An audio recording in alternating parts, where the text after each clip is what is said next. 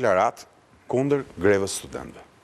Do të thot Frogu, se duhet ta ketë botu Frogu. Jo, prit. Ka botuar zëri popull. U botuat e zëri, nuk u lejua. Një emocioni tonë. RD-ja nuk dilte në ditën që është bërë deklarata, dhe në urgjencë, sepse s'kishte mjetet tjera informimi, dihet, vitin 90, ato që ishin, gazetat ishin, deklarata e PD-s kundër grevës urisë studentëve për të hequr emrin Enver Hoxha Universitetit, është botuar në gazetën Zëri Popullit. Pra kjo është... Mendon që kjo është prova mëkatit? Unë mendoj që kjo është shumë çka. Kjo është një olla e kuqe mbi çarçaf. Ata s'kashtoj fare atë natë. Kjo është natyrisht fillimi i diçkaje, të pisët dhe papastër. Është ndarja e diçkaje. Po, është ndarja. Partia Demokratike kishte filluar të luajnë, si thonë italian, politikeze. Pra, politikançe. Të luan të pisët, të bënte kalkulime, të bënte naturisht edhe negociata me Partinë e Punës, dhe nuk është e rastit pse ka dhe shenja tjera, nuk është vetëm darka tresës. Jo, ka përpara ka. Për mendimin tim, zgjedhjet e para pluraliste, ajo që pasoj me sindikatat, qeveria e unitetit kombëtar që u krijua, Ylli Bufi, me Pashkon në zëvën... Pra, ndarja e tortës pushtetit që në vitin e parë të krijimit të Partisë Demokratike, do të thotë që kjo parti u kthy parti pushteti pa bërë një vit akoma. Sepse qeveria Bufi u krijua shumë më shpejt se sa një vjetori i 12 vjetori pra i krijimit PD-s. Greva është qershore në një. Nanora shumë shpejt. Mbase e tërë nyja vërtet është data 20 shkurt, kur ra monumenti. Çfarë ka ndodhur atje? Jo, themu çfarë ka ndodhur. Unë në momentin që po vija nga qyteti student, nga greva studentëve dhe në shesh, me një Fiat të polak që kishte redaksia, me Arben Imami që e gjeta rrugës, dhe atje sa për ra monumenti. Ata punëtorët, se na njihnin, se këshin filluar në njohen, dhe se catë punëtorë këshin marrë makinën si për, këshin gjithë lartë, dhe catë tjerë thonë, lërën i tikin se të vrasni të nese. Ska nësi, vajti ora 6 e mbas ditës. A dodhe ajo që e me monumentin. Dhe nga ora 6, natë sigurisht, sa po kështë rënë, dhe në rrugën e Kavajës, Berisha bëhet serios, bëhet i qetë, bëhet konstruktiv. Dhe thotë në zyrat e partisë, ku ishim mbledhur, po dinim se shtë bënim, thotë shikoni të dashur, thotë ne duhet i kërkojmë ndjes presidentit për këtë që ndodhi. Sepse kjo që ndodhi nuk duhet të ndodhte nga ne. E para, e dyta, me sa duket, Partia Demokratike vdiq sonte. Kusht jetë mbetet pa shkuar në burg, ndoshta takojme dhe mblidhemi prap. Por dëgjoti Frog, tha, shko tek Namiku, Namik Dokli ishte kryeredaktori i Zërit Popullit, shko tek Namiku, mike ke, edhe bëje gazetën nesër si Zëri Popullit, që ti kërkojmë ndjes presidentit. Ose kopjoje të tërë, që t'jetë gazeta Zëri Popullit, edhe të ne. Çfarë i thëshën? S'mund të ndodhë kjo. Edhe ngrijem dhe iki. Pastaj ju tha, atyre njerëzve që punojnë me gazetet, si ishte Prej Zogaj, si ishte Dolf Marku, si ishte Ilian Zhupa, Dorkeko, des pas.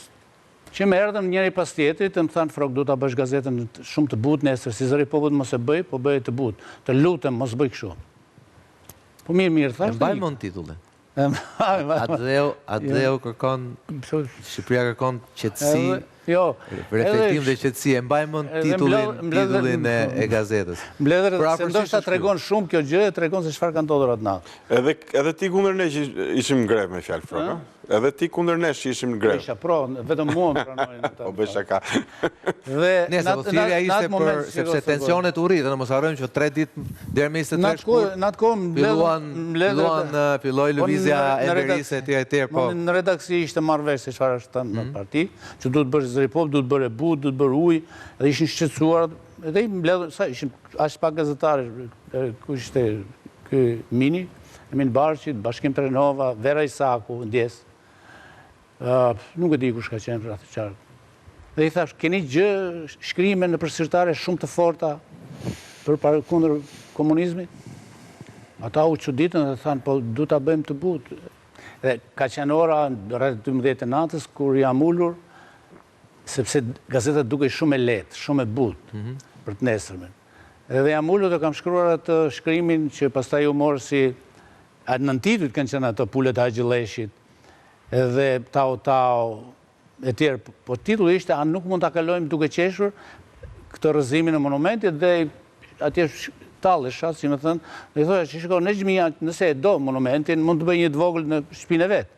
Po këtu në shesh ratani dhe nuk kemi pse të aty brenda në bronz nuk kishte njerëz të gjallë, fatmirësisht. Kështu që ra vetëm bronz. Do të them që atë natë Partia Demokratike nga vetë kryesimi i Partisë Demokratike është konsideruar e vdekur dhe duhet të riniste një parti shumë më e butë. Në fakt, Meçe, kur përshkruante Skënderi këtë, edhe profesor Tako, këtë brylat, e tjerë, fakti, Skënderi tha një gjë, tha që në 91-shën u profilizuar si parti shumë e dëshiruar të afrohet me pushtetin. Sot, nuk kemi dhe shumë minuta, sot, kur ka 13 vite në opozit, ndonjëherë, kur i dëgjoj edhe protagonistët kryesor, përveç zotit Berisha, i cili është më i qartë se të tjerët, flasin sikur do vinë në pushtet nesër. Pra kjo lloj sindrome dukur sikur e ka gryrë atë parti që në bitë që kur ajo lindi. Atëherë shumë e domosdoshme në logjikën e gjës të kuptojmë si funksiononte komisioni zyrtar dhe si u prodhu miti në komisionin zyrtar. Sepse për i vërtetës komisioni zyrtar ka bërë punë të jashtëzakonshme për prodhimin e organizimit të Partisë Demokratike. Ka bërë shumë punë. Dhe arriti të strukturonte një parti organizative, arriti të bënte një gjë të tillë. Por në komisionin zyrtar kishte një betejë midis idealizmit dhe politikës. Pra midis idealistëve dhe politikanëve. Pse e them një gjë të tillë? Se kishte një pabarazi midis individëve që ishin në komisionin zyrtar. Dhe këtu binte në sy me njerëz Sali Berisha që vinte nga konjunktura të pastra politike. Duke qenë që kishte bërë jetë partie, ai dinte mjaft mirë si funksiononte klani, si funksiononte konjunktura, si funksiononte manipulimi. Të gjithë të tjerët pa përjashtim që ishin aty, dhe po i përfshit të gjithë pa përjashtim ishin absolutisht idealistë. Dhe në këtë luftë, Sali Berisha insistoi gjatë gjithë kohës që të prodhonte mitin e tij. Dhe do të themi që në këtë periudhë, deri në shkurt kam qenë në Sallonika pastaj, sa ta shpun kam unë me politikën, por deri në shkurt, figura e Sali Berishës u prodhu mit. Ajo që unë pastaj bërë analizë në proces, si u prodhu miti, më rezultoi. Sali Berisha prodhoi eskorta mbështetëse e rrotull vetes. Dhe prodhoi ajo që tashmë bie shumë në sy. Tashmë bie nëse bën analizën. Pra nëse ne shohim Sali Berishën, kryesinë e vogël, mbas kryesinë e vogël, këshilli kombëtar, mbas këshillit kombëtar, pastaj janë ca struktura tjera që janë të fshehta dhe vim ndoshta edhe të kuvendi. Kjo gjë u prodhua në Partinë Demokratike në mënyrë të fshehtë. Rrotull Berisha ishte një grup, të cilët në gjitha takimet ngrinin vetëm rolin e Sali Berishës. Kushdo që vinte të mirë të kontakt thonin, "Çiko, do takosh Saliun sa i është." Po shtyre ishte një grup tjetër i cili gjithçka që ndodhte në parti, çdo prurje që vinte në parti, çdo kontakt që kërkoi në parti, çdo direktiv që kërkoi në parti e shpinte tek Saliu. U prodhu miti. Dhe në shkurt kur bën mbledhja, brenda kryesisë, ky mit ishte i goditshëm, por sa po ka përzejë pragun e kryesisë, sepse kryesia nuk arriti ta kapte dot. Pra deri në shkurt kur u bën mbledhja, nuk arriti kryesia ta kapte. Triumfonte pjesa intelektuale.